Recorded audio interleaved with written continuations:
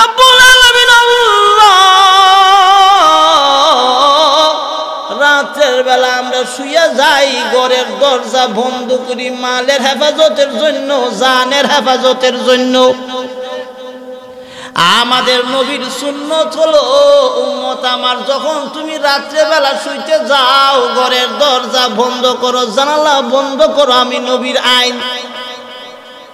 তাহলে দরজা জানালা বন্ধ করা হয় গলের মালের হেফাজতের জন্য, জানের হেফাজতের জন্য। আল্লাহ ডাক দেওয়ালে বান্দা আমার, বান্দি আমার, গলের মাল আর জানের হেফাজতের জন্য দরজা বন্ধ করলা, জানালা বন্ধ করলা, নিরাপত্তা অর্জন করলা, কিন্তু তোমার দেহের মধ্যে যে দরজা আছে ওইগুলি বন্ধ করার ক্ষমতা তো তোমার কাছে নাই। ও ভাই মেহমান, নাকের ছিদ্রে কিছু দিয়া বাধা দেওয়া যায় না, মুখের ছিদ্রকে কিছু দিয়া থালা দেওয়া যায় না, কানের ছিদ্রকে কিছু দিয়া ধাক্কা দেওয়া যায় না, আরো কিছু আছে রে। আমি রাব্বুল আলামিন আল্লাহ রাতের বেলা কীট পতঙ্গ নাকি দিয়া যেন প্রবেশ না করে, কানে দিয়া যেন বান্দা প্রবেশ না করে রে, মুখে দিয়া যেন প্রবেশ না করে রে। বান্দা আমার, বান্দি আমার, আমি মা তোমাদেরকে সৃষ্টি করেছি মায়া কইরা, কষ্ট দিবার চাই না, রহমতের ফেরেশতা দিয়া পাহারা দেই সমস্ত রাত্র। তারপরে দুনিয়াতে এত গুনাহ কেন রে? দুনিয়াতে আমি আল্লাহর অবাধ্যতা কেন রে? আব্বা আম্মারে মানা হয় না, মুরব্বীকে মানা হয় না, নিজে যা বুঝি তাই করি, শয়তানের স্বভাব। এক উর্দু কিতাবে লেখা দেখলাম, লেখলো অতীতের এক বুজুর্গ, যে আমি যদি এই কিছু না হইয়া এই আমার মৃত্যু হয় আর আখির নবীর উম্মতে যদি আমার লাশটারে দাফন কাফন করায়, তাই এটা আমার ভাগ্যের ব্যাপার। তো আখির নবীর উম্মতের ইজ্জত দান করলাম। আমরা তো আখির নবীর উম্মত, কিন্তু গুনাহগার, অপরাধ। তো দুনিয়া পরীক্ষার হল, তওবা প্রসঙ্গ আছে, তওবা করলে আল্লাহ বান্দার সব গুনাহ মাফ করে দেয়। আমি সূরা দুহা তেলাওয়াত করছি, এই নিয়ে কিছু কথা বলবো। আমাদের জিন্দা নবী মাসুম, নবীগণ আসলেই মাসুম, মূলতই মাসুম। নবীগণের কোনো গুনাহ নাই। কি মনে করে আছে? না, নাই। আর আমাদের নবী হলো সমস্ত নবীর সর্দার নবী। আর একদিকে বেহেশতের গেইটে লা ইলাহা ইল্লাল্লাহ, তারপরে অন্য কোনো নবীর নাম নাই, আমাদের নবীর নাম মুহাম্মদুর রাসূলুল্লাহ সাল্লাল্লাহু আলাইহি ওয়াসাল্লাম। হাসরের দিনে আমি যে সূরা তেলাওয়াত করছি, সূরার মধ্যে আছে কথাটা, ওয়ালা সাউফা ইউতিকা রাব্বুকা ফাতারদা। এ দুষ্ট আমার রাহমাতুল লিল আলামিন, আবু লাহাবের স্ত্রী না আপনারে বললো আমি আল্লাহ আপনারে বলে ফেলেছি, বলছি না, আগে কিছু কথা বলছেন। তারপরে আল্লাহ বলেন, নবী আপনার আমি বলছি না, আপনার প্রতি আমি অসন্তুষ্ট না। মা ওয়াদ্দাআকা রাব্বুকা ওয়া মা ক্বালা, আপনাকে আমি পরিত্যাগ করিনি, আপনার প্রতি আমি অসন্তুষ্ট হইনি। আপনারা আমি এমন কিছু দান করুন, একটু কথা আছে, তারপরে বলছেন অচিরে এমন কিছু দান করুন যাতে আপনি খুশি হইয়া যান। সঙ্গে সঙ্গে আমাদের নবী বলছেন, আল্লাহ আমার একজন উম্মত জাহান্নামে যাবে, আমি খুশি না। বেজার হানা বলেন না, ঠের না হুজুর আমরারি দাওয়াত দে, যা কইবার আমরারি কই না, আমরা কইয়া লাভ আছে? লাভ আছে কইলে তো লস হইব, লাভ অবশ্যই আছে, একিন বিশ্বাস করা লাভ। তো আল্লাহ রাসূল বলছেন, আল্লাহ যখন বলছেন অচিরেই আমি আপনাকে এমন ওয়ালা সাউফা ইউতিকা, ফাতার দোয়া ওসিরে আপনাকে আমি এমন কিছু দান করুম যাতে আপনি সন্তুষ্ট হন, খুশি হন। সঙ্গে সঙ্গে আমাদের নবী বলছে, আল্লাহ আপনি যখন আমাকে জানাইলেন আমাকে কিছু দান করবেন, যার বলে আমি খুশি হয়ে যাব, কিন্তু আমার এই সমস্ত নবী কোনো কথা উল্লেখ করলো না, একটা মাত্র কথা উল্লেখ করলো উম্মতের ব্যাপার। এই জায়গার সম্বন্ধে বিবির কথা উল্লেখ করলো না, সন্তানের কথাও বললো না, দুনিয়ার ধন সম্পদ চাকচিক্য কিছুই নারী, দুশ্মনের কথা বললো না, কাফির কুফার ওনাকে মারবার চায় তাদের কথা বললো না। না বলছে তায়েফে ওনাকে মারলো, কেমন মারা মারলো জানছেন তো আপনারা, শুনছেন তো আপনারা।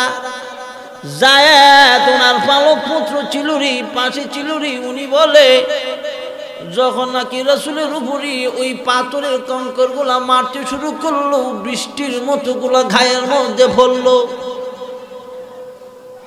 যায়েদ রাদিয়াল্লাহু আনহু এক পর্যায়ে রাসূলের শরীর মোবারক থেকে যখন একটা কঙ্কর টান্দা কুলিরি রক্ত ফিসকারি দিয়া বাহির হয়, তারপরে এক পর্যায়ে উনি বলল, ওরে কুফারের দল, তায়েফবাসী মার, তোরা আমার মার, কঙ্কর দে আমারে দে, আমার নবীর উপরে কঙ্কর মারিস না। মেহমান কিন্তু মানল না, তারা কঙ্কর মারল একের পরে। কিন্তু যায়েদ রাদিয়াল্লাহু তাআলা আনহু কঙ্করগুলা পিরাইতে চাইছিল কিন্তু পারছে না। যাই হোক, এত কষ্ট করল রে, ওই মুহূর্তে তো ওয়ালা সাউফা ইউতিকা রাব্বুকা ফাতারদা, নবী আমার দোস্ত আমার রাহমাতুল লিল আলামিন, ও সিরি আপনারা এমন কিছু দান করব যার ফলে আপনি সন্তুষ্টি হবেন। ওই মুহূর্তে তো আল্লাহকে বলছেন, আল্লাহ তাই ফিরি তারা আমাকে এমন করলুরি, তারার প্রতিশোধ আমি চাইরি। আমি না কাবা ঘরের পাশে সেজদা দিছিলাম, কাফের কুফার উটের নারী বুড়ি মাথার মধ্যে উঠাইয়া দিছিল, আমি মাথা উঠাইতে পারছিলাম না। আমার মেয়ে ফাতেমা আয়েশা মাথা থেকে তাড়াইলো, আমি উঠাইছিলাম। আল্লাহ তাদের প্রতিশোধ ছাই বলল নারী। ঠিক এই টাইমে বলছিল, ঠিক এই টাইমে উনি বলছিল যে আল্লাহ আমার একজন উম্মত জাহান্নামে যাবে, আমি রাসূল খুশি না। সঙ্গে সঙ্গে আল্লাহ কবুলও করছে। আপনারা বেজার না খুশি? আলহামদুলিল্লাহ খুশি। আমাদের নবী মান ইজ্জত সম্মান চতুর্দিকে উর্ধে, আসরের দিনের সুপার হওয়ার, আল্লাহর সঙ্গে কথা বলার ক্ষমতা একমাত্র আমাদের জিন্দা নবী। কঠিন আসরে ভয়াবহ অবস্থা, রব্বুল আলামিন আল্লাহ, বান্দা আমার তোমার নামই সৃষ্টি করলাম, মার গর্বে রাখলাম রে। 10 মাস 10 দিন কমপ্লিট যতটুকু সময় আছে, একটা সময় ওরে বান্দি আমার, আমি না তোরে তোর মার গর্বে রাখলাম। ছিল না এখানে কিছুরি, সাথী ছিল না, বাড়িঘর কেউ ছিল না, খেলাধুলার জায়গা ছিল না রে। আমি রাব্বুল আলামিন আল্লাহ না তোর মার গর্বে আমি তোরে লালন পালন করলাম। ওবা মেহমান মুরব্বিয়ান শিক্ষিত সমাজ, মার গর্বে কি জীবিত আসলেন নানি?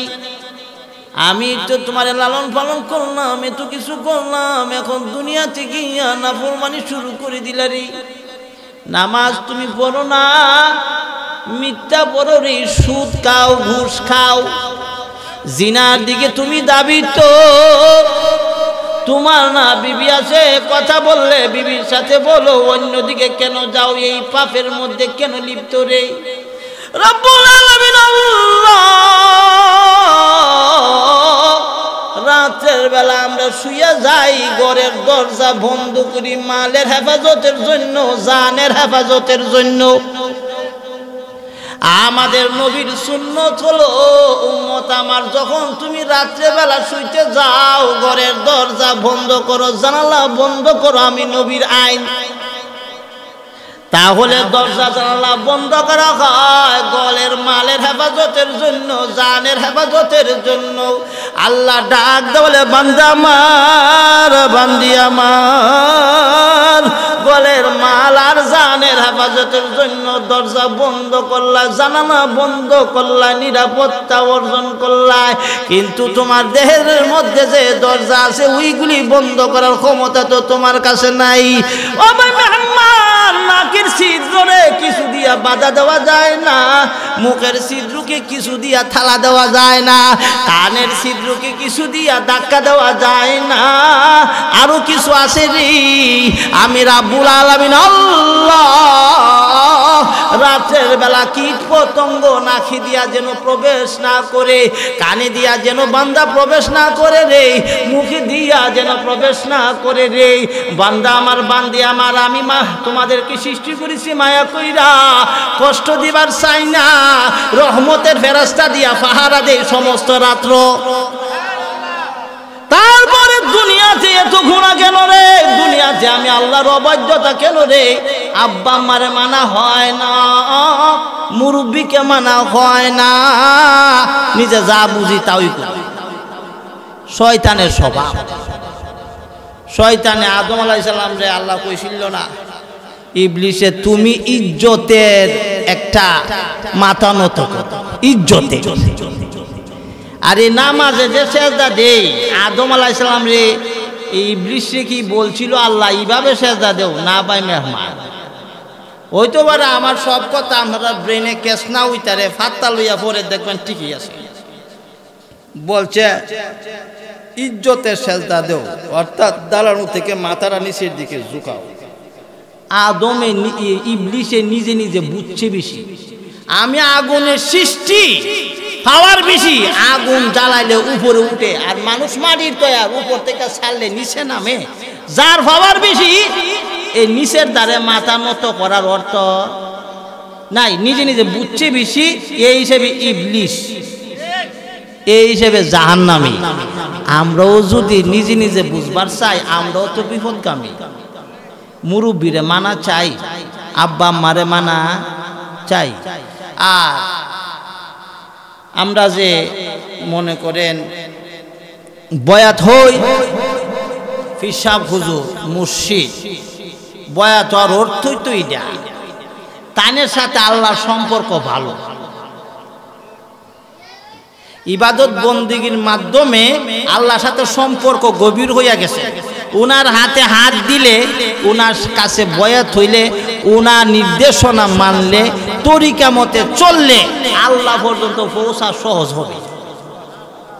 কিন্তু আমি বয়াত হইয়া যদি আমার পীর সাহেব হুজুরের কথা না মানি আর নিজে মন মতে চলি, শয়তান আর আমার মাঝে পার্থক্য তো বুঝি না। এই হিসাবে আমরা ইবাদত বন্দেগী সঠিকভাবে করতে হবে। আর যে যে পীরের কাছে মুড়ি দইছি, পীরে তো আর চুরি করবার কথা কয় না, কোনো পীরেতে হয় না বলে চুরি কর, গুনাহগার আমরা করি।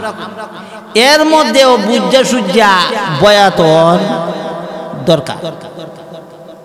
জবান বন্ধ করো সাদা সুজা হও, জবান বন্ধ করো সাদা সুজা হও, কাঠি পীরের পদতলে জীবন বিলাও। জবান বন্ধ করো সাদা সুজা হও, কাঠি পীরের পদতলে জীবন বিলাও।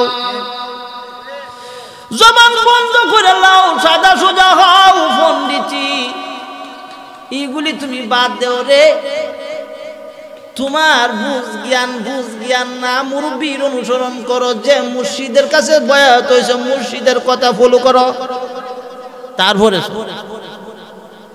তাহলে আমরা ওই নীতিগুলা মানতে হবে। যাই হোক, আমি আপনাদের সামনে সূরা দুহা তেলাওয়াত করছি, এই নিয়েও কিছু কথা বলার আশা করছি। ওয়াদ-দুহা, শপথ দিনের আলোকের, ওয়াল্লাইলি ইযা সাজা,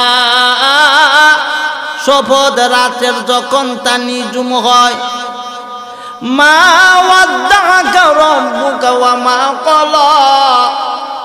হে রাসূল, আপনার প্রতিপালক আপনাকে পরিত্যাগ করিনি, আপনার প্রতি অসন্তুষ্ট হননি।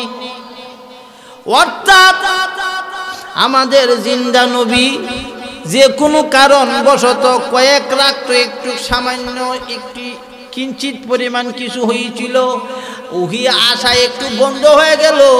আবু লাহাবের স্ত্রী বলতেছে যে মুহাম্মদের শয়তানে মুহাম্মদকে বুলালেছে। নাউজুবিল্লাহ বললে ক্ষতি হয়।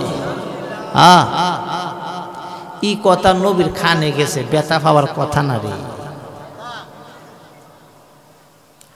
আল্লাহ শুনছে, শুননি আল্লাহ বলছে মা ওয়াদ্দাআকা রাব্বুকা ওয়া মা ক্বালা। এ নবী আমার, দুষ্ট আমার, আমি আল্লাহ একটা কথা আপনাকে জানাই দিই, মা ওয়াদ্দাআকা রাব্বুকা, আপনার প্রতিপালক আপনাকে পরিত্যাগ করিনি। আমি আল্লাহ আপনারা বাদ দিছি না। কয়েকদিন পর্যন্ত ওহি আশা বন্ধ হয়ে গেল, এতে কইরা এটা প্রমাণ না আমি আল্লাহ আপনারা বাদ করে দিছি, পরিত্যাগ করছি, আপনার প্রতি অসন্তুষ্ট হইনি, আপনার প্রতি আমি বেজার হয়ে গেছি এমনও না। আবু লাহাবের স্ত্রী যে কথা বললো তার কথা তার দ্বারে কিন্তু আমি আল্লাহ আপনাকে পরিত্যাগ করছি না, অসন্তুষ্ট হইছি না। আয়াতের ব্যাখ্যার মধ্যে মুফাসসিরে কেরাম কিতাবে উল্লেখ করলো, ও ভাই মেহমানও কি উল্লেখ করলো, রাত্র আছে, তারপরে দিন আছে, আবার 15 দিন অন্ধকার, 15 দিন জ্যোৎস্না আছে। অন্ধকার আর দিন আর রাতের ব্যবধানে এই হিসাবে কোনো অসুবিধা না। উহি যদি আসা সামান্য সময় বন্ধ হয়, এতে করে আমি আল্লাহ বলছি এটা কোনো কথাবার্তা না। মা ওয়াদ্দাআকা রাব্বুকা ওয়া মা ক্বালা ওয়ালাল আখিরাতু খায়রুল লাকা মিনাল উলা, ওয়ালাল আখিরাতু খায়রুল লাকা মিনাল উলা। ও নবী, লাকা আপনার জন্য, ওয়ালাল আখিরাতু আখিরাত, খায়রুল লাকা মিনাল উলা, ইহ জগৎ থেকে শ্রেয়। এ রাসূল, দুষ্ট আমার, আপনার জন্য আখিরাত ইহ জগৎ থেকে শ্রেয়, শ্রেষ্ঠ, উত্তম। এক ধরনের অর্থ এই ধরনের।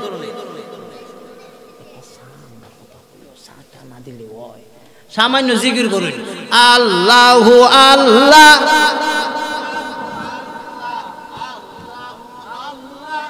আল্লাহু আল্লাহ, আল্লাহু আল্লাহ,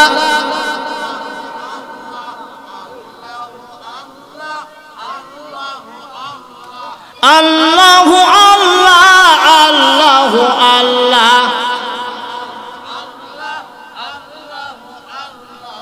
আল্লাহু আল্লাহ, আল্লাহু আল্লাহ, আল্লাহু আল্লাহ,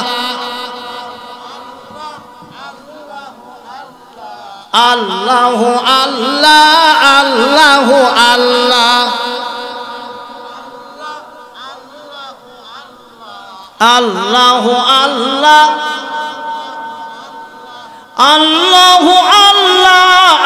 আল্লাহু আল্লাহ,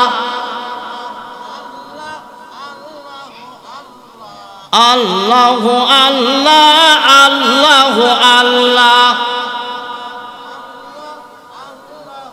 লা ইলাহা ইল্লাল্লাহু মুহাম্মাদুর রাসূলুল্লাহ সাল্লাল্লাহু আলাইহি ওয়াসাল্লাম।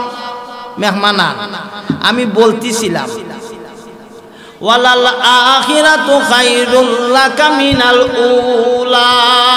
মনে মনে ভাববেন না যে কোন দরবার আয়ার সামনে বইল, হুজুর বসা আছে, বসে গেছি গা, আমার পরে তো হুজুর আছে, আরো আছে, বসেন। ওয়ালাল আখিরাতু খায়রুল লাকা মিনাল উলা।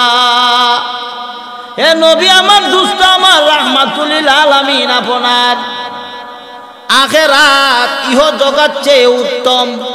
মুফাসসিরে কেরাম একটা অর্থ উঠাইছে, আপনার প্রথম অবস্থা থেকে দ্বিতীয় অবস্থা উত্তম। প্রথম অবস্থা নবীর কি, উনার আব্বা না আব্দুল্লাহ, উনার মার সাথে যখন বিবাহ হয় আমেনা, উনার বাড়ি তো ছিল মক্কা, শ্বশুর বাড়ি ছিল উনার, আমাদের রাসূলের নানার বাড়ি ছিল মদিনা।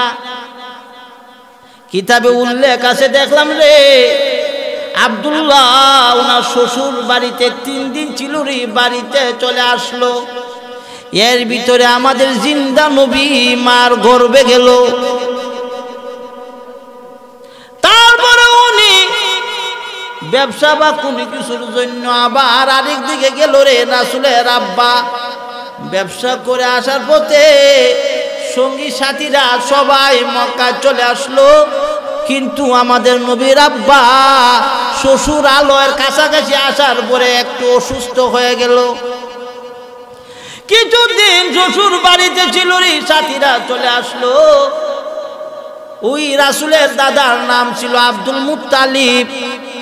বলুন যদি ওয়াজ তো আমরা নিজ পারি, ওয়াজ সারা হরুন চেত সুবিধা।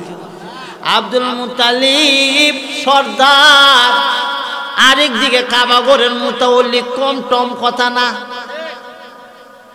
আব্দুল মুত্তালিব সাথে ডাক দাও রে, সাথে একটা কথা শুন রে। কি সর্দার সাহেব কি বলতে চান? আমার ছেলে আব্দুল্লাহ কোথায় গেল দি তোমাদের সঙ্গে চলে আসলা, এক এক সবাই আমার ছেলেকে দেখি না রে।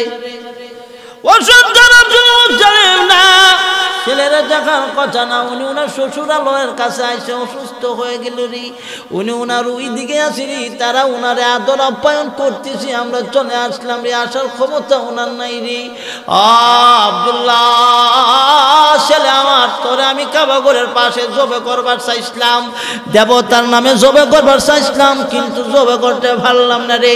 বিবাহ করাইলাম, এখন আমার পুত্রবধূর গর্ভে একটা সন্তান, গেলে অসুস্থ হয়ে গেল, কি জানে হয় রে, বেশ দিন অতিবাহিত হয়ে গেল, আসে না। ছেলেরারে ডাক দা বললো, ছেলেরা আমার আব্দুল্লাহর প্রতি আমার অন্তর কাঁদে রে, বেশ দিন হয়ে গেল আমার আব্দুল্লাহ কেন আসে না রে? অসুস্থ হলে তো এতে দিন থাকার কথা না রে। আমি তোদের আব্বা আব্দুল মুত্তালিব একটা কথা বলি, দৌড়াইয়া যা, ওই মদিনা যা, খোঁজ খবর নে, দেখ সে আসছে তার কি অবস্থা। যাওয়ার পর যখন শ্বশুরালয়ে খোঁজ নিল রে, তারা বলল আব্দুল্লাহ দুনিয়াতে না, এই দেখা যায় আব্দুল্লাহ অর্থাৎ কবরে। তারা দেখলো আমাদের ভাই মারা গেল, মারা গেল রে। চলে আসলো অন্তর বড় ভাঙ্গা রে। আব্দুল মুত্তালিব ডাক দা বলো, ছেলেরা রে বলস না কি খোঁজ খবর, একটু দেশ না আমারে রে। আব্বা ব্যাপার হইল আমাদের ভাই আব্দুল্লাহ দুনিয়াতে নাই রে, তারে জীবিত দেখলাম না, তার কবর দেখে আসলাম। ওনার আব্বা চোখের পানি ছেড়ে দিল রে। আহা, আমার ছেলে আব্দুল্লাহ দুনিয়া থেকে বিদায় নিয়ে গেল রে। ও আমার পুত্র বধুর মধ্যে মধ্যে গর্বে একটা সন্তান আছে, যাই হোক চলতে শুরু করলো। সময় মতে আমাদের নবী যখন দুনিয়াতে আসলো, জানেন আপনারা সমস্ত ঘটনা। ওই তৎকালীন সময়ের একটা প্রথা ছিল, ভাই মেহমান সন্তানাদি রে কিছু লোক আইসা নিয়ে যাইতো, নিয়ে লালন পালন করতো 2, 3, 4, 5 বছর, তারপরে আবার ফেরত দিত।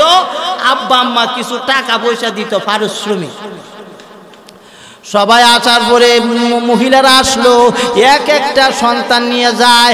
হালিমা সাদিয়া আসলো, কিতাবে উল্লেখ আছে উনি রুগ্ন অবস্থায় ছিল, সাথে যে উড অথবা ঘোড়া ছিল এটাও দুর্বল, আর নিজের শারীরিক অবস্থাও দুর্বল।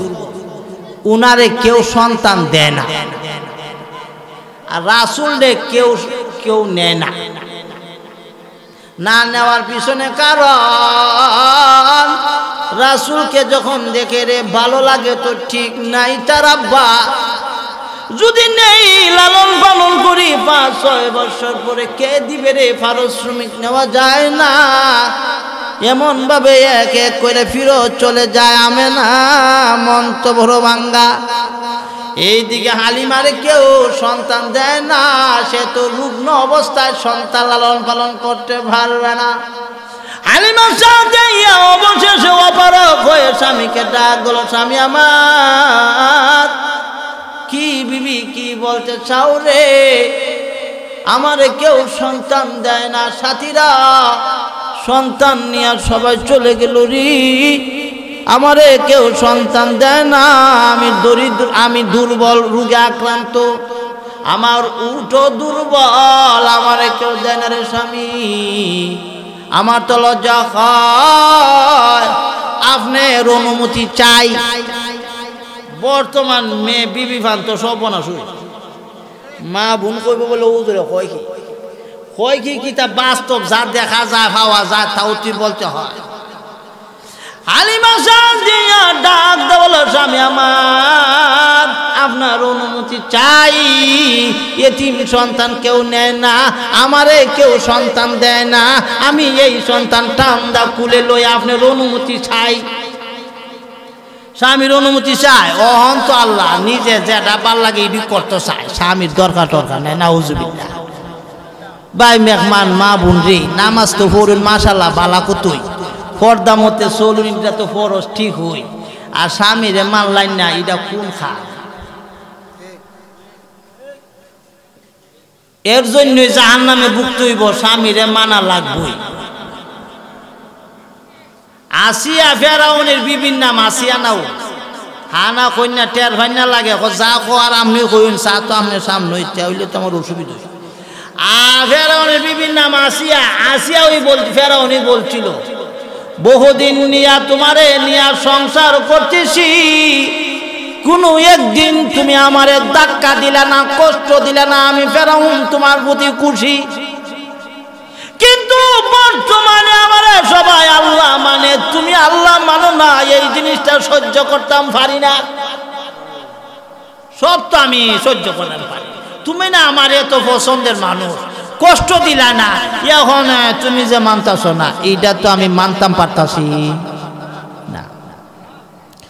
আসিয়া ডাকটা বলছিল, স্বামী আমার, আপনার খেদমত করছি, ওক করে খেদমত করতে রাজি এবং বাধ্য, আল্লাহ ছাড়তে বাধ্য না। সুবহানাল্লাহ ফাঁকে না কইলে ওই কেমনে? ফেরাউন ডাকতে বলছিল, আসিয়া না, সব মানতাম পারি, এই কথা মানতাম পারি না গো, এই রাজ্যের ভিতরে সবে আমাকে এক ডাকে এক বাক্যে আল্লাহ মানে, তুমি মানো না, তোমার ছাড় দেওয়া যায় না। কথা বলো না স্বামী না, কোন দিক দিয়ে আমি মানতে পারি না, আমি সব করতে পারি, আল্লাহ মানতে পারি না, সবের সৃষ্টিকর্তা যে তারে আল্লাহ মানি। যাই হোক মেহমান বলবার ছিলাম, আসিয়া স্বামী ফেরাউন কাফের হওয়া সত্ত্বেও তারে মান্না লইছে। এখনের বিবি ফানে তো যে দাঙ্গা হাঙ্গামা করি, মনে মনে বাবা হুজুর মনে বেশা ভাত এই হিসাবই খয়, হুজুর বেশা বাড়ছে, যে ডিবার হয়েছে অসুবিধা নাই, আমরাও আল্লাহ ছেলে মেয়ে দিছে। বলে সমাজের অবস্থাটা তো দেখি ভাই মেহমান, নিউজ তো আমরা খানে আসে, হুজুর ই দরবার খেয়ে মেকিতা করুন, দোয়া করিন না, তখন আমরা কই আল্লাহ ভরসা। তো শুন না, নিজে নিজে অঙ্ক করে দিই সব বনাস না, হুজুবিল্লাহ বিদিল্লা দি বড় খারাপ রে। কিন্তু বিবি স্বামীরে মানাই লাগবে, না মানার কোনো কথা, সাজার মতো সাজো, অসুবিধা কি? সুন্দর স্বামীরে দেখাও, দুলাবাইরে না, সুন্দর স্বামীরে দেখাও, দেওর রে না, না গোরের ভিতরে আল্লাহু আকবার নাউজুবিল্লাহ কইলে চলে, করে যত বেশি থাকবার মন চায় থাকে, আর ঘর থেকে বাইরে এলে যে সাজে নাউজুবিল্লাহ কইয়া লাভ নাই। আমরা নিজে দেখুন, এটাই কি খা না, এইগুলা মান্না বুঝা চলতইব। ফাতেমা রাদিয়াল্লাহু তাআলা আনহা দুনিয়া থেকে বিদায় নেওয়ার আগে স্বামীরে বলছিল, স্বামী আমার,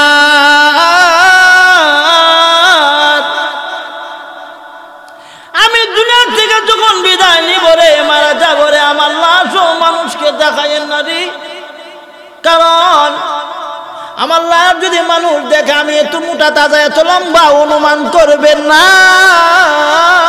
তাও যাতে অনুমান না করতে পারে পর্দা কেমন মানা মানছে। আমরা তো এগুলার দিকে না। ও মারে একটু কথা সামান্য বুঝা লাইন না।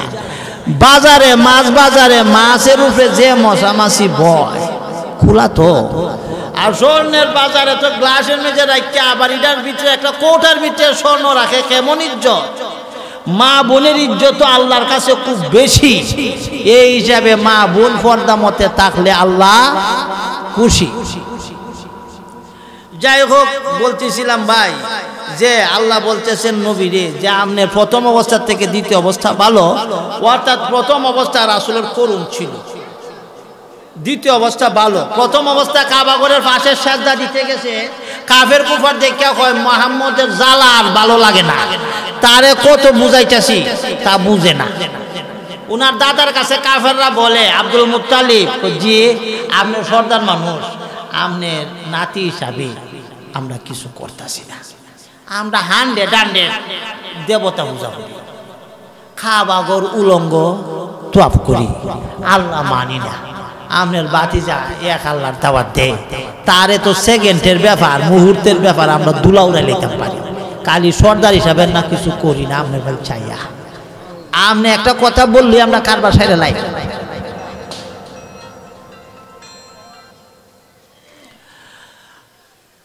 রাসূল সাল্লাল্লাহু আলাইহি সাল্লাম বলছিল, দাদা আমার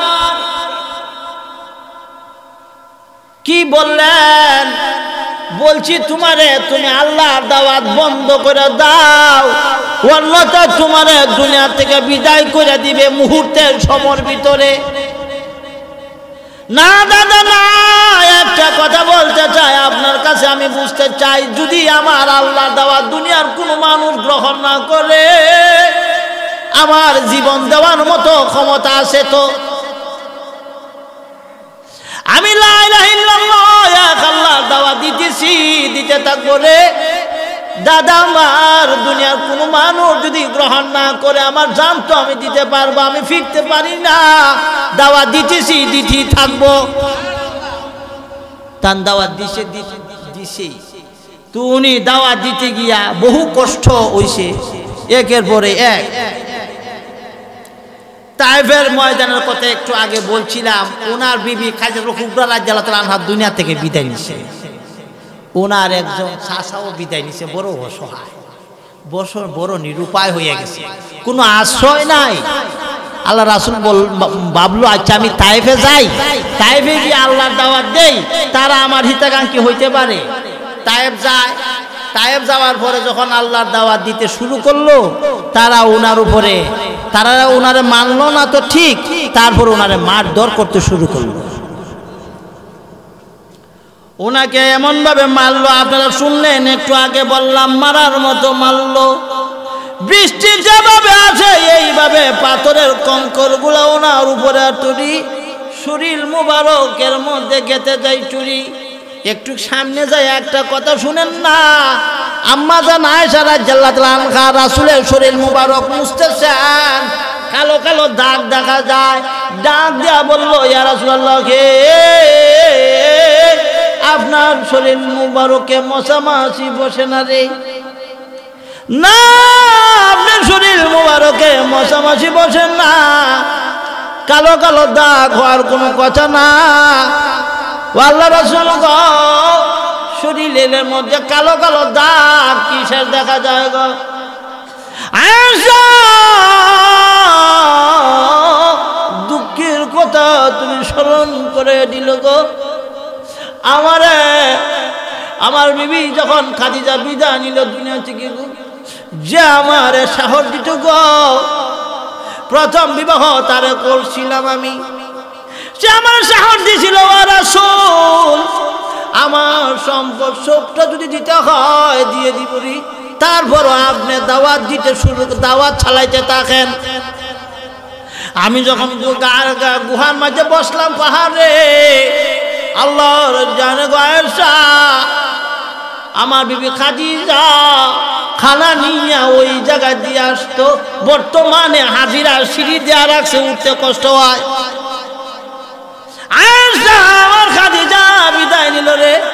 অন্তর বড় ভেঙে গেল। আমি তায়েব গেলাম, আমার এইভাবে মারলুরি।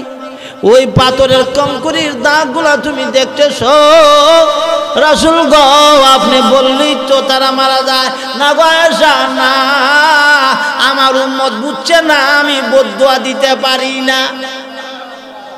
রাসূল এত মহব্বত করত, তায়েফের ময়দানে ওনারে এমনও করলো, এত কষ্ট দিল, তারপর রাসূল ইসলামের দাওয়াত চাললো না। তারপরে আপনারা জানেন মক্কা থেকে যখন উনি মদিনার দিকে যাইবার চায়, উনি সাহাবারা বলল এক এক করে তোমরা মদিনার দিকে যাও, সবাই চলে যাইতেছে। আবু বকর সিদ্দিক রাদিয়াল্লাহু তাআলা আনহু রাসূলের সামনে এসে বলল, আসসালামু আলাইকুম ইয়া রাসূলুল্লাহ। ওয়া আলাইকুম আসসালাম। আবু বকর, আল্লাহ রাসূল গো, এক এক করে আপনি বলতেছেন, প্রথম দিন বৃদ্ধরারে বললেন বা এক এক করে বললেন, সবাই চলে গেল রে, বৃদ্ধরা চলে গেল রে, আমি আবু বকর তো যাওয়ার মতো কোনো সাহস পাই না আপনার অনুমতি ব্যতীত। ইয়া রাসূলুল্লাহ, আপনি অনুমতি তো আমাকে দিতেছেন না আবু বকর, আমার মন চায় আপনি আমার সাথী হবেন। তখন কিতাবের মধ্যে উল্লেখ করলো আবু বকর সিদ্দিক রাদিয়াল্লাহু তাআলা আনহু বলল, রাহমাতুল লিল আলামিন, আমি আপনার সাথী হইতে চাই। ঠিক আছে, তুমি আমার সাথী হইবা। ওই দিন থেকে বাসা চলে গেল রে। যাই হোক, অনেক ঘটনা ঘটলো। কাফের কুফার ওনার ঘর চতুর্দিকে গ্রাউ করে বসলো। আল্লাহ ডাক দা বলল, দুষ্ট আমার, এখন ঘর থেকে বাহির হও, মদিনার দিকে যাও। দরজার মধ্যে তাকায়া দেখে একটা বিন্দু পরিমাণ জায়গা ফাঁক নাই, তাদেরকে ভেদ করে যাওয়ার মতো। মাটি থেকে বালু হাতের মধ্যে উঠাইয়া উনি পড়লো, আউযু বিল্লাহি মিনাশ শাইতানির রাজিম, বিসমিল্লাহির রহমানির রহিম, ইয়াসিন ওয়াল কুরআনিল হাকিম, ইন্নাকা লামিনাল মুরসালিন আলা সিরাতিম মুস্তাকিম, তানজিলাল আজিজির রহিম।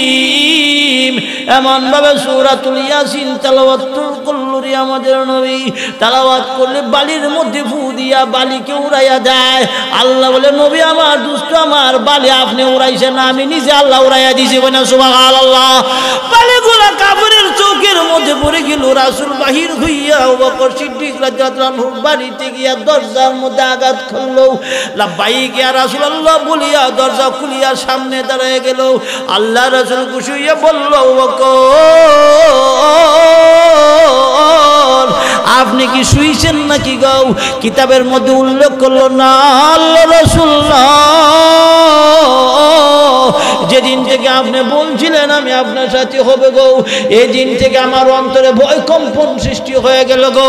কোন সময়, কোন টাইমে, কোন মুহূর্তে আপনি আমাকে ঢাক দেন গাও, আমি শুইয়া তাকি ডাকে সাড়া না দিতে পারি। কঠিন হাসরে আপনার সামনে দাঁড়াবার ক্ষমতা নাই। এই হিসাবে 3 মাস যাবত ধরে রাত্রে 1 সেকেন্ড ঘুম নাই। ইয়া রাসূলুল্লাহ, শুধু তা না, আরেকদিকে আমার বোন সজাগ থাকে নাস্তা দেওয়ার জন্য গো। 2টা উট খরিদ করে আনছি, একটা আপনাকে নেওয়ার জন্য। উট আপনার বাড়ির দিকে, বাসার দিকে তাকায়া থাকে, কখন আপনি আসবেন গো। আল্লাহ রাসূল খুশি হইয়া বলল, আবু বকর, আমি খুশি হয়ে গেলাম তোমার প্রতি, আল্লাহ খুশি হইয়া যাক তোমার প্রতি। যাই হোক, উনি ওই গর্তের ভিতরে তো ছিল, বাইবে ছিল, কাফের কুফার গর্তের কাছাকাছি চলে গেল রে।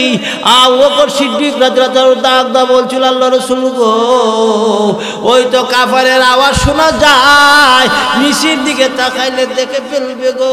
আবু বকর, না, তুমি কি মাপছো আর মনে করছো তুমি আর আমি 2 জন? না রে, না, আরেকজন আছে, সে হলো আল্লাহ। যাই হোক, মেহমান উনার ওয়ালাল আখিরাতু খায়রুল লাকা মিনাল উলা। ও নবী আমার, আপনার প্রথম অবস্থা থেকে দ্বিতীয় অবস্থা ভালো হবে। প্রথম অবস্থা আমাদের নবীর করুণ ছিল রে, উনার মাথার মধ্যে উটের নারী বুড়ি দিয়ে দিল রে, উনারে না মক্কা ঝাঁকা দিল না, মদিনা যাইতে হইল রে, কাবা ঘরের চাবি উনার হাতে দেওয়া হলো না, একের পর এক উনার সঙ্গে অনেক কিছু করা হলো রে, বহুদিন পর্যন্ত উনারে ভয়কট করে রাখা হলো রে, সব কিছু মাইনে নিল। অবশেষে মক্কা জয় হওয়ার পরে চাবি পর্যন্ত উনার হাতে চলে আসলো। তখন ইচ্ছা করলে তারারে যা ইচ্ছা তা করতে পারত, কিন্তু মাফ করে দিছে। আমার কথায় আমার অসুবিধা হইলে অসুবিধা নাই, হুজুর আছে। যাই হোক মেহমান, ওই টাইমে ওনাদেরকে মাফ করছে। শেষ জীবন ওনার সুখ শান্তির মধ্যে ছিল, ইচ্ছা করলে তাদেরকে সাজা দিতে পারতো। ওই টাইমে একটা কথা স্মরণ করছে, ইউসুফ আলাইহিস সালামের 10 ভাই ইউসুফ আলাইহিস সালামের কুয়ার ভিতরে উলঙ্গ কইরা ফালাইয়া দেয় মারা লওয়ার লাগিয়া। আর ইউসুফ আলাইহিস সালাম মিশরের বাদশা হয়, বাই যাওয়ার পরে আপ্যায়ন করে, বাইরা মাপ চায়। ইউসুফ আলাইহিস সালাম বলছে আমি কবি মাফ করে দিছি, এখন মাফ করার দরকার নাই। ইউসুফ যদি মাফ করতে পারে আমি করতাম না কেন? উনি মাফ করে দিছে। ওয়ালাল আখিরাতু খায়রুল লাকা মিনাল উলা। ও নবী গো, প্রথম অবস্থা থেকে দ্বিতীয় অবস্থা ভালো। প্রথম অবস্থা আপনার মন ঠিক, শেষের অবস্থা তো আলহামদুলিল্লাহ আপনার আমি ভালো করে দিছি। আর একটা কথা হইল, দুনিয়া থেকে আখিরাত ভালো, আখিরাত তো এমনি ভালো। ওয়ালাল আখিরাতু খায়রুল লাকা মিনাল উলা ওয়ালা সাউফা ইউতিকা রাব্বুকা ফাতারদা।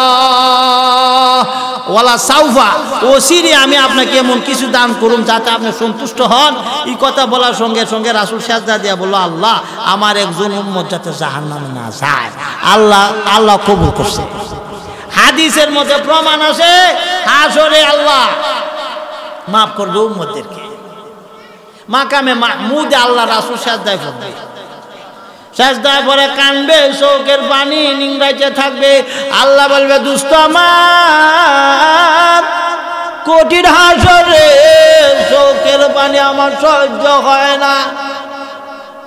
দুনিয়াতে বহু কাঁদছেন, বহু কষ্ট করছেন দেখেছি, হাসরে চোখের পানি আমার সহ্য হয় না। সাজদা দিয়া কেন কাঁদতেছেন গো? আল্লাহ আপনি বলতেছেন মাথা উঠাইবার কথা, আমি উঠাইব না। কয়েকটা শর্ত আছে, কয়েকটা দাবি। কি দাবি? হাসরের ময়দানের বিচার শুরু হোক। ঠিক আছে, মান্য নিলাম, শুরু হয়ে যাবে। আমার একজন উম্মত জানে জাহান্নামে না যায়, আপনার চাওয়া শেষ হবে, আমি আল্লাহর দেওয়া শেষ হবে না। তখন রাব্বুল আলামিন আল্লাহ উম্মতে মুহাম্মদীকে মাফ করবে। আল্লাহ রাসূল বড় খুশি। 5000 বছর পরে আবার শোনা যায় জাহান্নাম থেকে উম্মতে মুহাম্মদের কান্নার আওয়াজ। রাসূল সাজদা দিয়া কান্দে, আল্লাহ ও দুষ্ট আমার এখন কেন কাঁদতেছেন গো? আমি না বলছিলাম আমার উম্মত জাহান্নামে থাকলে আমি খুশি না রে, আমার উম্মতের জাহান্নাম থেকে কান্নার আওয়াজ শুনতেছি। দুষ্ট আমার, ঠিক আছে তাদেরকে ক্ষমা ঘোষণা করে দিলাম রে, ক্ষমা ঘোষণা করে দিল তারা বেহেশতি। তারপরে আবার 5000 পরে আবার এইভাবে মাফ করতে করতে শেষ পর্যায়ে বলবে, নবী আমার দুষ্ট আমার একটা কথা বলতে চাই, আপনি খুশি? জি। আমার উম্মত আর জাহান্নামে আসে? আল্লাহ না আসে বললে তো আর বুঝি না। এমনি মালিক দরগারকে বলবে, মালিক এত নম্বর আসামি আমার সামনে আনা হোক। আল্লাহ রাসূলের সামনে আনা হবে, শুধুমাত্র কয়লা। দুষ্ট আমার তাকে দেখেন ছিলেন কি না? আল্লাহ না, তাকে আমি চিনতেছি না। এ দুষ্ট আমার নবী আমার, বলছিলাম আপনার চাওয়া শেষ হবে, আমি আল্লাহর দেওয়া শেষ হবে না রে। তার ভিতরে ঈমান ছিল লা ইলাহা ইল্লাল্লাহ মুহাম্মাদুর রাসূলুল্লাহ সাল্লাল্লাহু আলাইহি ওয়াসাল্লাম। এই খাতিরে তারও ক্ষমা ঘোষণা করলাম। এই তেলে উম্মতে মুহাম্মদীর দাম আসেনি, কম না বেশি? এখন গুনাহ করলে কি বেঁচে যাম গো? না, গুনাহ ছাড়ো, গুনাহ ছেড়ে দিচ্ছি। আর আমি শুনছি অনুমান, মাশাআল্লাহ, মসজিদ তো বেশ সুন্দর। আমি ওরসুল মাদ্রাসার ছাত্র, বর্তমানে আমি একতারপুর স্কুল মসজিদে নামাজ পড়াই আর জুম্মার নামাজ পড়াই, এদিকে উত্তর শিখ। আপনার এলাকার সাথে আমার এমন গভীর সম্পর্ক বেশ দিন। তো আপনার এলাকার এই জায়গার পরিবেশটা দিকে আমার অন্তরটা খুশি হয়েছে, আনন্দ পাইছি। আমার আনন্দে বেজারে কোনো কিছু আসে যায় না।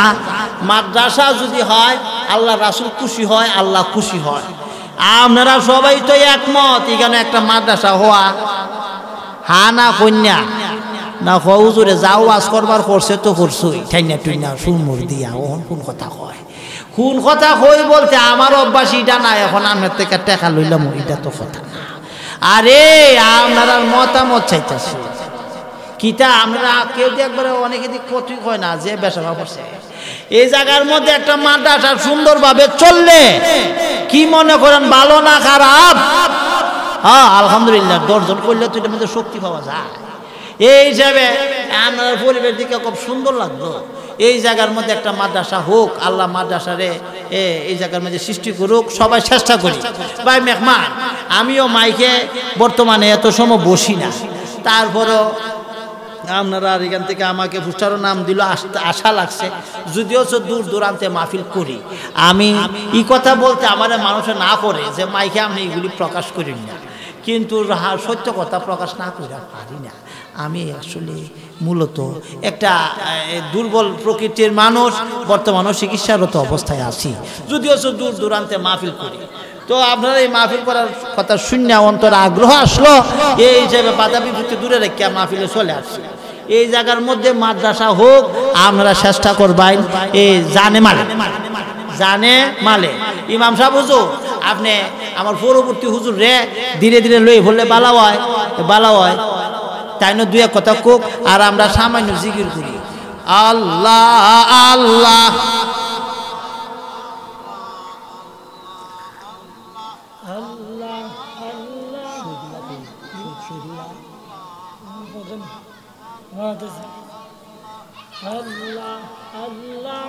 আল্লাহ